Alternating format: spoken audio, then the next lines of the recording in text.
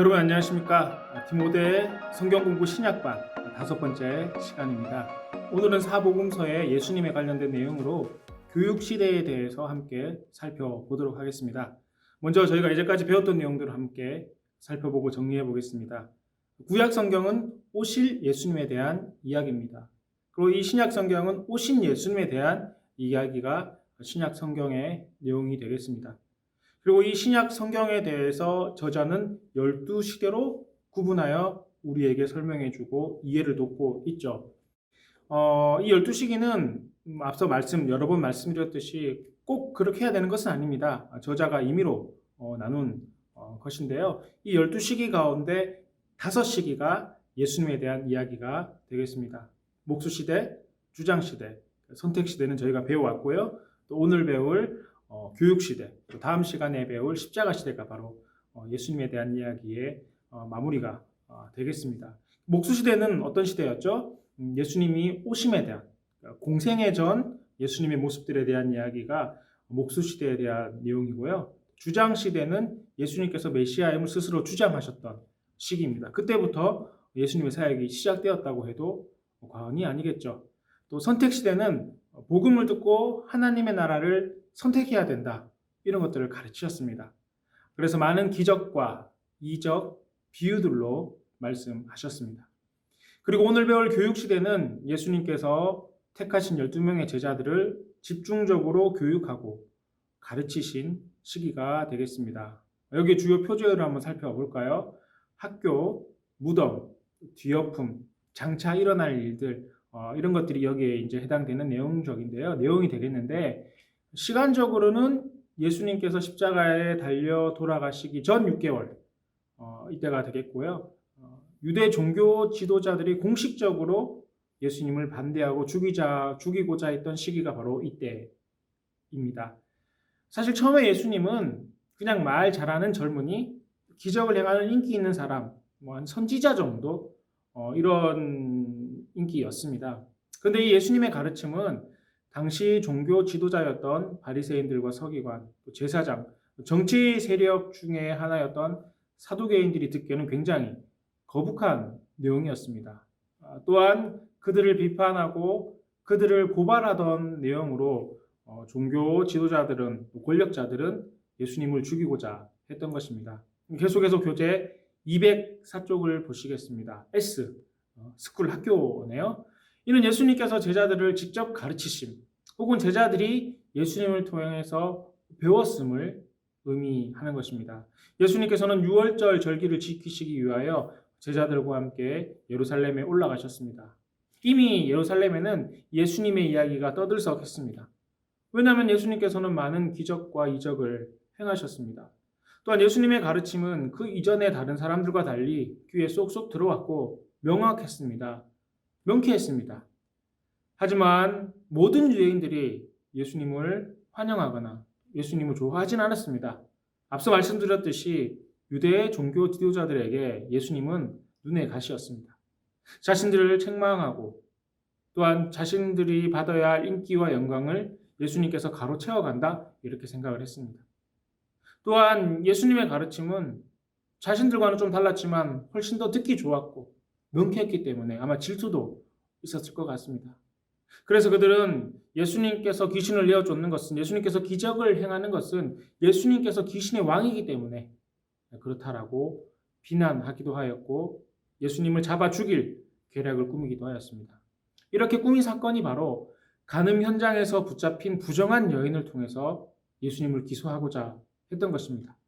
옆에 나오는 그림이 바로 이 장면을 그린 그림이죠.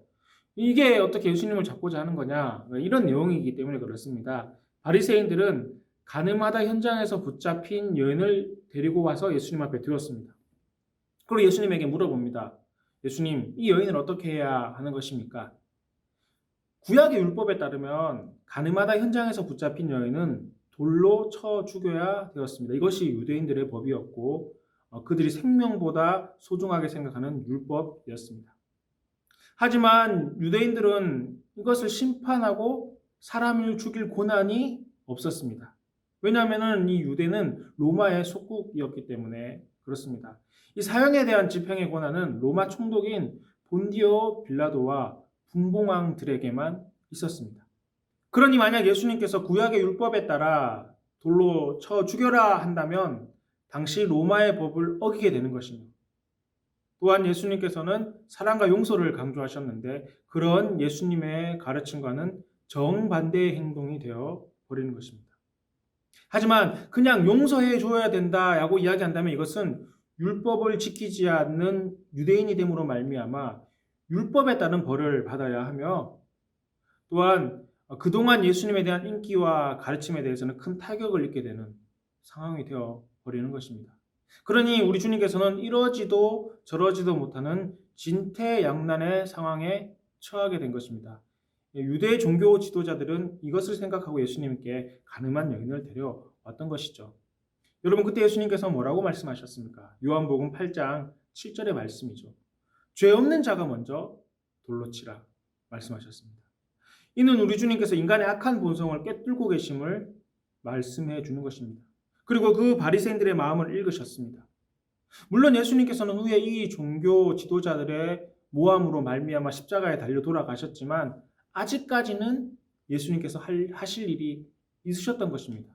하나님께서 정하신 때가 이르기 전까지 그 누구도 우리 예수님의 목숨을 빼앗아 갈 수 없었던 것입니다. 또한 이 시기에 예수님께서는 세상의 빛으로 오심을 알리시기 위하여 남에서부터 소경된 자를 고쳐 보이게 하셨습니다. 또한 예수님께서는 스스로 선한 목자라 말씀하셨습니다. 선한 목자는 자신의 양들을 위하여 목숨이 위험한 상황이라도 구하러 가지만 사꾼은 그렇지 않음을 분명히 말씀하셨습니다. 또 한 번은 한 율법 교사가 자신의 의로움을 나타내기 위해서 예수님께 물어보았습니다. 예수님, 나의 이웃이 누구입니까? 이렇게 물어보았습니다. 그 율법 교사는 자신의 이웃은 유대인이며 율법을 잘 지키는 유대인만 사랑하면 하나님의 계명을 잘 지키는 사람이라고 생각을 했던 것입니다. 그래서 그 일로 말미암아 자신의 의로움을 드러내고 예수님께 칭찬받으므로 말미암아 자신의 인기를 올리고자 하였습니다. 하지만 예수님께서는 그 율법 교사에게 선한 사마리아인의 비유를 통하여 진정한 이웃이 누구이며 구약의 율법에서 가르치고 있는 이웃사랑의 참 의미를 그 율법 교사와 제자들과 여러 사람들에게 가르치기도 하셨습니다. 뿐만 아니라 예수님께서는 많은 비유로 제자들을 가르치셨습니다. 교재에는 대표적으로 세 가지 정도의 내용이 나오죠. 먼저 어리석은 부자 비유입니다.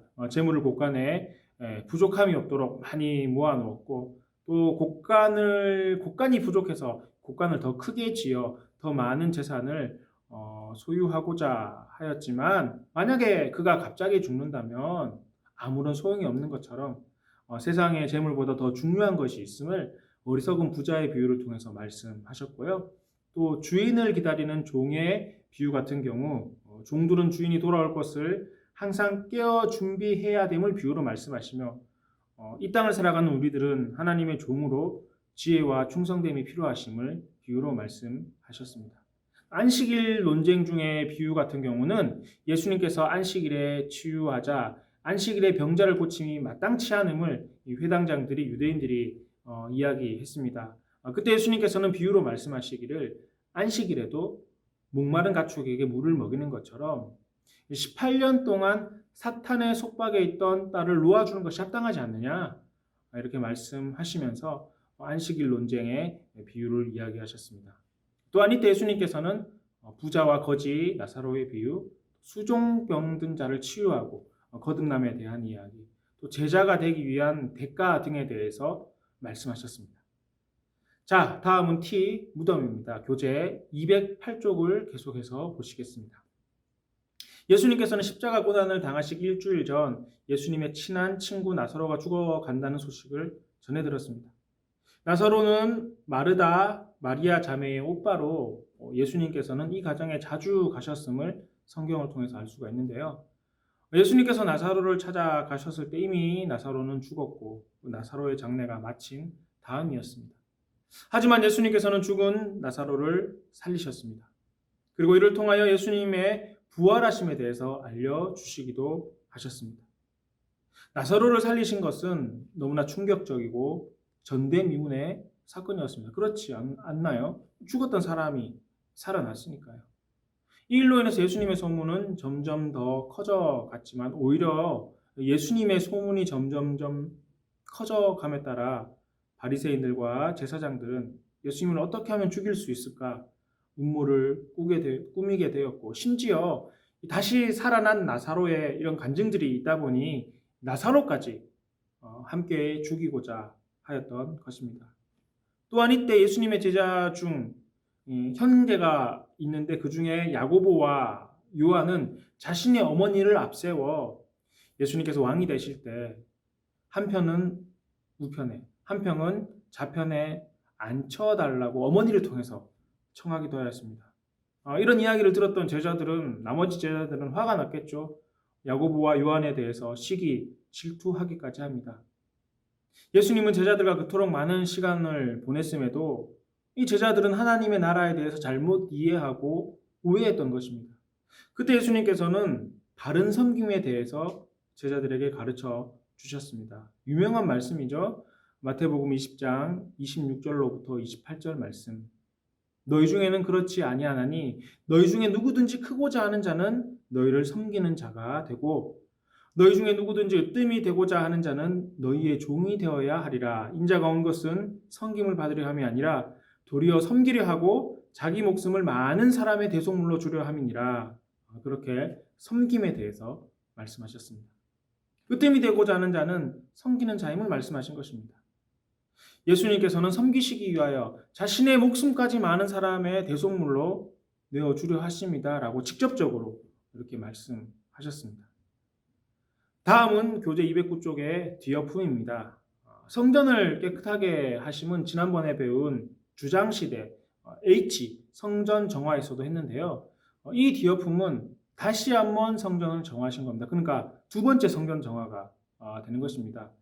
이때에도 몇몇 비유로 말씀하시고 가르쳤는데요. 교재에는 한 3가지 정도 소개하고 있죠.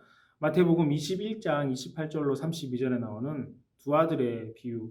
두 아들이 있었는데 아버지가 일을 시켰잖아요. 근데 하나들은 장남이죠. 장남은 하겠다고 하고 하지 않았고, 이 차남은 하지 않겠다고 하고 아버지의 말씀을 순종함으로 일을 하게 됩니다. 그러면서 어느 아들이 하나님의 뜻을 행한 아들인가, 어느 아들이 좋은 아들인가, 이렇게 비유로 좀 설명하시고 말씀하셨습니다. 마태복음 21장 33절로부터 46절은 악한 농부의 비유가 있습니다. 주인이 농부에게 소작료를 받기 위해서 종들과 심지어 아들까지 보냈지만 악한 농부들은 이 종을 죽이고 아들을 보면서 저 아들만 죽이면 이 농장은 우리의 것이 되겠다. 이런 악한 생각을 가지고 또 어리석음으로 그 아들을 죽이게 되었고, 그 아들을 죽는다면은 결국 주인이 어떡하겠는가, 이렇게 주님께서는 비유로 말씀하십니다. 이 악한 농부들의 어리석음을 탄식하는 비유이죠. 또 마태복음 22장 1절로부터 14절은 혼인잔치 비유가 나옵니다. 잔치에 초대받았다 할지라도 혼인잔치에 합당한 예복을 입어야 하는 것처럼 하나님의 나라에 모든 사람이 청함을 받았다 할지라도 그에 합당한 옷, 우리가 입는 이런 옷을 의미하는 것이 아니라 믿음이 있어야 함을 비유로 설명하셨습니다.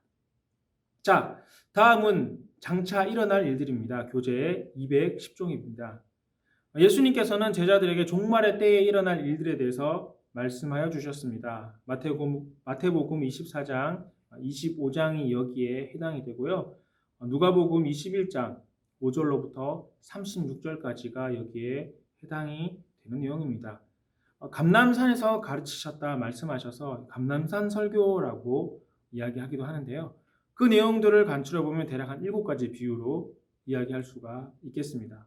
무화과 비유, 무화과 나무에 세입이 나면 여름이 오고 오는 것을 알 수 있는 것처럼 이 시대의 여러 가지 징조들을 통해서 예수님이 다시 오심을 알 수 있다. 그런 비유가 되겠고요. 사명을 맡은 문지기 비유는 성도들은 그리스도의 오심을 항상 대비하여 깨어 있어야 함을 비유로 가르치고 있습니다. 도둑의 비유는 도둑이 언제 들어올지 모르기 때문에 항상 대비해야 하는 것처럼 성도도 예수님의 재림에 항상 대비해야 된다. 그런 내용입니다. 충성되고 지혜로운 종의 비유는 충성되고 지혜로운 종은 주인이 돌아왔을 때 그에 합당한 상급을 받듯이 성도가 이 땅에서 충성되이 살아가면 주님께서 다시 오셨을 때 그에 합당한 상급이 있음을 비유로 말씀하셨습니다. 열처녀 비유, 잘 아는 비유죠. 슬기로운 5처녀가 있었고 또 어리석은 미련한 5처녀가 있는데, 슬기로운 5처녀는 등불을 준비함으로 신랑을 맞을 준비를 했고, 어리석은 이 5처녀는 준비하지 못함으로 말미암아 신랑을 맞이하지 못하고 또 어두운 데 슬피 이를 갈며 울미 있을 것이다. 이런 비유죠. 또 달란트 비유가 있죠. 너무너무 유명한 비유죠. 마태복음의 주인이 멀리 여행을 떠나는데 종 3명이 있었습니다. 한 종에게는 5달란트, 한 종에게는 2달란트, 한 종에게는 1달란트를 맡기게 됩니다. 주인이 돌아왔을 때 5달란트, 또 2달란트 감당하게 된 그 종들은 갑절로 남기게 되었지만, 이 1달란트 받은 종은 그것을 땅에 묻어둠으로 주인에게 질책을 받는 그런 내용이죠. 양과 염소의 비유가 있죠. 양과 염소를 이렇게 나누는 것처럼 마지막 심판 때에 하나님께서 우리의 모든 행위를 알고 계시기 때문에 양과 염소를 구분하는 것처럼 또 우리의 행위에 따라서 이렇게 구분이 된다. 또 거기에 따른 보상과 심판이 있음을 양과 염소의 비유를 통해서 우리에게 말씀하십니다. 사실 더 많은 내용들이 성경에 있으니 사실 자세한 건 여러분 성경을 보셔야 될 겁니다. 제가 이 시간 다 설명해 드릴 만한 시간적인 여유가 없으니까 자세한 내용들은 성경을 찾아보시면 좋겠습니다. 교육시대의 내용은 여기까지입니다. 오늘 배운 내용들의 전체적인 내용을 교재 207쪽을 보면 이렇게 그림으로 그려서 이해를 돕고 있습니다. 가늠하다 현장에서 붙잡힌 여인을 용서하는 것, 1번 그림이죠. 또 2번은 유대인들이 예수님을 돌로 쳐 죽이고자 하는 그런 내용입니다. 그렇죠. 예수님께서 이 시기에 예수님의 인기로 말미암아 또 그들의 유대 지도자들의 질투로 말미암아 돌로 쳐 죽이고자 하였죠. 또 그런 가운데 예수님께서는 3번 그림입니다. 나면서 눈먼 자를 고치셨습니다. 또 비유를 통해서 자신을 4번이죠. 선한 목자라 선언하시기도 하셨고요. 또 70명의 제자들 유다 전역에 파송하셨습니다. 전도하게 하셨죠. 그리고 6번 그림은 선한 사마리아인에 대한 비유, 아까 제가 설명드렸던 그 선한 사마리아인의 비유를 비유로 말씀하시는 내용이고요. 7번은 수종병 환자를 치료하시는 그런 내용입니다. 8번 그림 있죠. 보면은 무덤에 있고 나사로가 나오는 모습이잖아요. 죽은 나사로를 살리셨던 일이 이때 교육 시대에 있었습니다. 또 9번 그림은 두 번째로 성전을 청결하게 하셨던 내용입니다. 지난번에 우리 성전 정화에 대해서 한번 살펴보았고, 이건 또 다른 성전 청결, 성전 정화가 되겠습니다. 또 10번은 마지막에 나누었던 심판의 징조에 대한 말씀. 이 내용들이, 이런 비유들을 주님께서는 비유로 말씀하시고 가르치셨습니다. 오늘 여기까지가 바로 이 교육 시대에 대한 전체적인 내용이 되겠습니다. 이 교재는 여러분 성경을 좀 더 쉽게 이해할 수 있는 목적으로 쓰여졌습니다. 그러다 보니 여러분 우리가 나눈 이 성경의 내용들이 생략된 부분도 많이 있고요. 또 비슷한 종류의 내용들을 묶어서 설명하다 보니 조금은 억지스럽지 않나 이런 생각이 들지도 모르겠습니다. 그렇지만 여러분 이거는 말씀드렸잖아요. 성경의 전체적인 이해를 돕기 위해서 만든 책이고 성경 공부입니다. 여러분 한 구절 한 구절 자체가 우리에게 주는 메시지들도 있겠지만 전 여러분이 성경의 강의를 통해서 특별히 이 디모데 성경 공부를 통해서 이 강의를 통해서 신약 성경의 전체적인 큰 틀거리를 보신다 이런 생각을 가지고 강의를 들으셨으면 좋겠습니다. 자세한 내용들은 성경을 읽으시고 묵상하시고 찾아보시면 좋겠고요.